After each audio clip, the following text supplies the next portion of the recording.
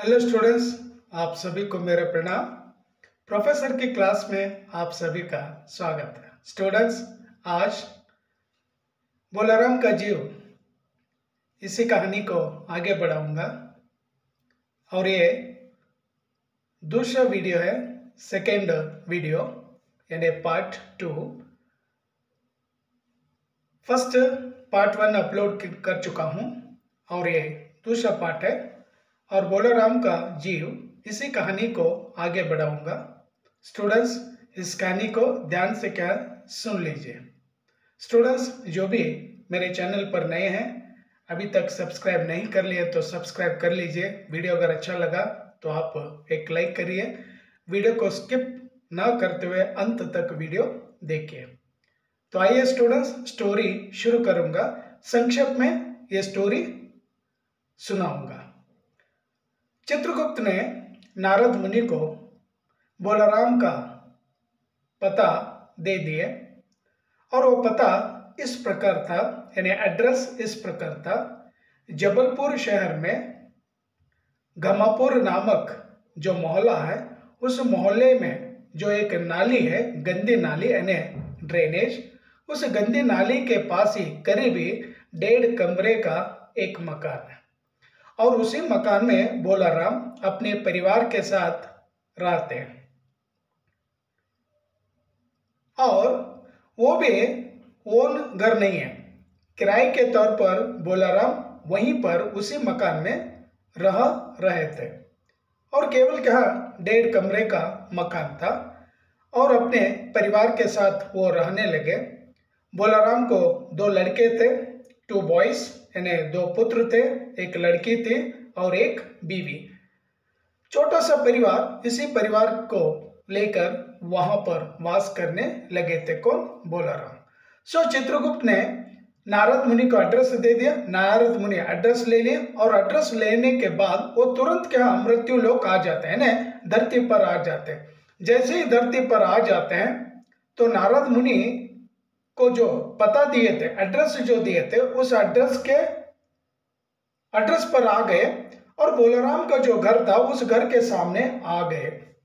जैसे घर के सामने आ गए और नारद मुनि को कहा, बोलाराम की बेटी देख ली, क्योंकि एक ही बेटी है, वो बेटी देख ली और बेटी देखने पर, बाबा आपको यहाँ पर कुछ नहीं मिलेगा, दान के रूप में, भिक्षा के रूप में आप आगे चलिए। तो नारद मुनि कहने लगे, बेटी मैं भिक्षा मांगने के लिए नहीं आया हूं, मुझे दान नहीं चाहिए, मुझे भिक्षा नहीं चाहिए। अगर घर के अंदर अगर आपकी माँ है तो माँ को भेज देना। सो बेटी अंदर चली गई, यानी बोलाराम की लड़की अंदर चली गई और अपनी माँ को बाहर भेज दिए और बोलाराम की पत्नी आई और आकर कहने लगते हैं, बाबा क्या चाहिए आपको? सो नारद मुनि कहने लगते हैं, मुझे कुछ नहीं चाहिए, मुझे बोलाराम के बारे में कुछ जानकारी चाहिए कि बोलाराम क्या बीमारी से मर गया था? और पत्नी कहने लगती है नारद मुनि से, नहीं महाराज, मेरे जो हस्बैंड है, मेरे पति है, वो पति भूख के कारण मर गए और वो रिटायर्ड हो चुके थे। रिटायर्ड होने के बाद 5 सालों तक उन्हें पेंशन नहीं मिले और पेंशन ऑफिस वो बार बार जाकर कंप्लेंट पर कंप्लेंट, दरख्वास्तें देते रहे, लेकिन उन्हें पेंशन नहीं मिली।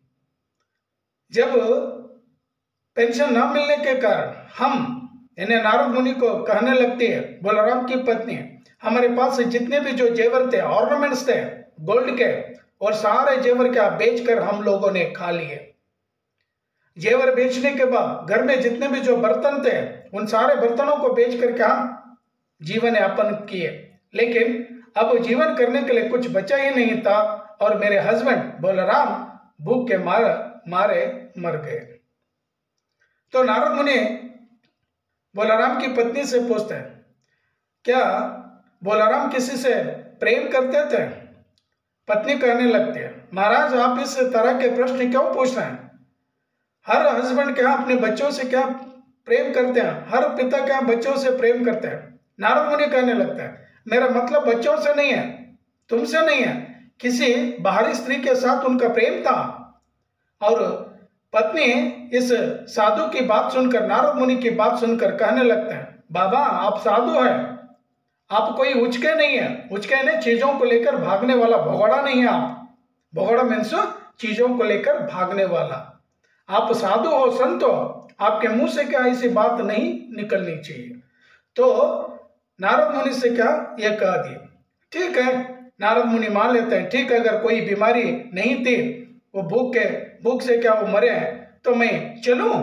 नारद मुनि बोलाराम की पत्नी से कहते हैं, और बोलाराम की पत्नी कहने लगते हैं, बाबा आप तो क्या साधु हो, पेंशन ऑफिस जाकर जो पेंशन हमें नहीं मिल रही है उस पेंशन के बारे में कुछ पूछताछ करिए, 4 दिन पेंशन पाकर हम लोग क्या जीवित रहेंगे।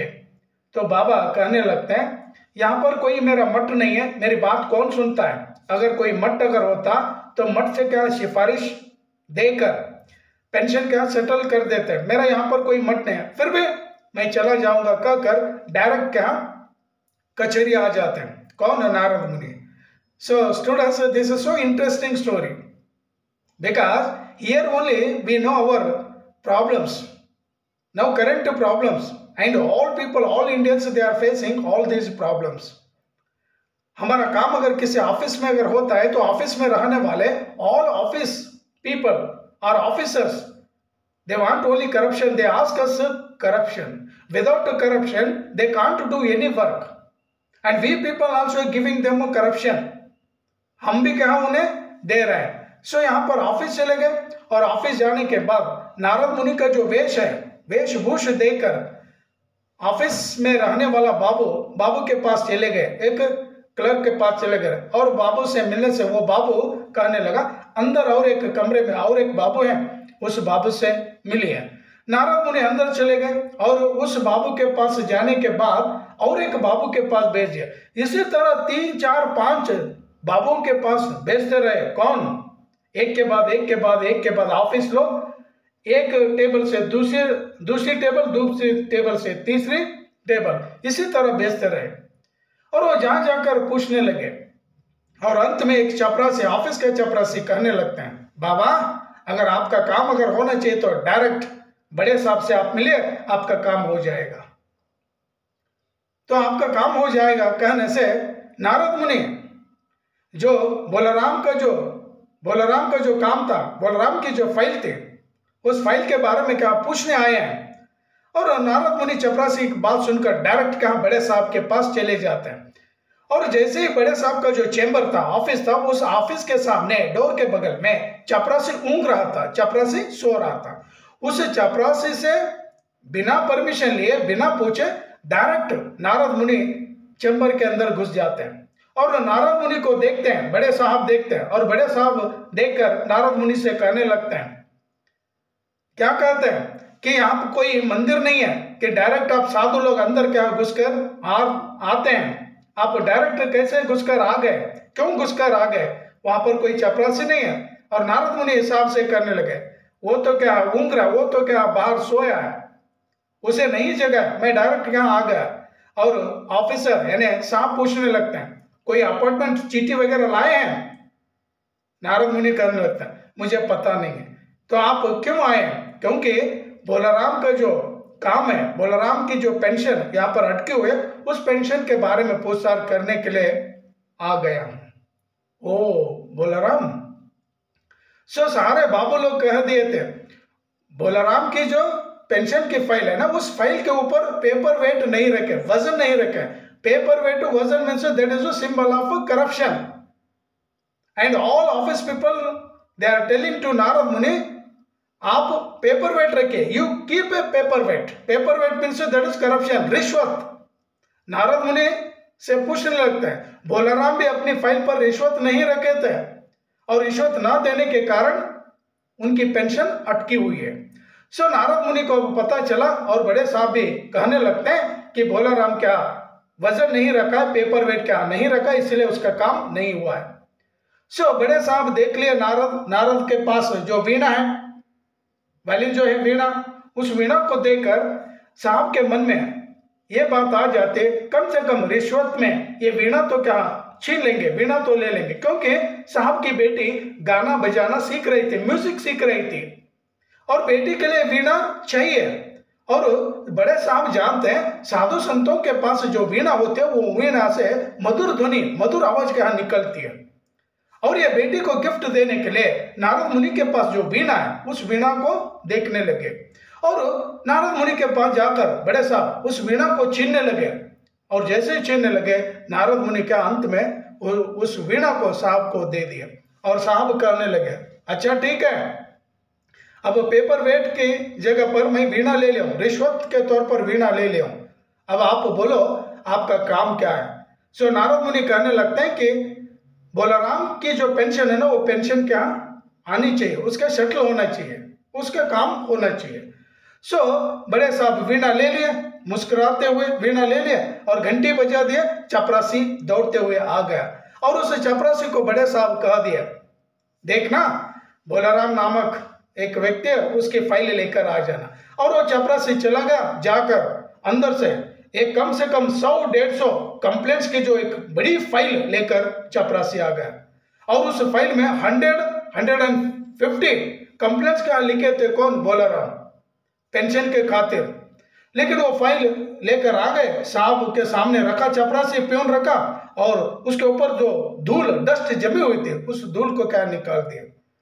और साहब पूछते हैं उसका नाम क्या है, और नारद मुनि पहले नाम बता दिए थे कि बोलाराम है। लेकिन नारद मुनि सोचने लगे कि ये ऑफिसर कम सुनता है, ये थोड़ा सा क्या कानों से क्या कमजोर है, इसीलिए वो क्या कह दिया नारद मुनि, उसका नाम बोलाराम है, जोर से क्या कह दिया। बोलाराम कहते ही उस फाइल के अंदर जो बोलाराम का जीव था वो जीव बातें करना शुरू कर दिया और वो जीव कहने लगा, कौन है, पोस्टमैन आए हैं कि मेरी पेंशन का जो ऑर्डर लेकर आए क्या। सो नारद मुनि उस जीव की आवाज सुन लिया और आवाज सुनकर नारद मुनि पूछने लगते, कौन है, बोलाराम का जीव। और बोलाराम का जीव कहने लगा, हाँ मैं बोलाराम का जीव, कहाँ है, मैं फाइल में अटका हूँ, मैं फाइल में ही बैठा हूँ। सो नारद मुनि कहने लगते हैं कि बोलाराम का जीव, मैं नारद मुनि हूँ, तुम्हें लेने के लिए मैं आया हूँ, स्वर्ग में तुम्हारा वेट क्या कर रहा है, प्रतीक्षा कर रहा है, तुम मेरे साथ आ जाना। नारद मुनि से बोलाराम का जीव कहने लगा, मैं कहीं भी नहीं आ जाऊंगा, मैं इन पेंशन की जो फाइल है ना, इन फाइलों में मैं रहूंगा, आपके साथ मैं स्वर्ग नहीं आ जाऊंगा।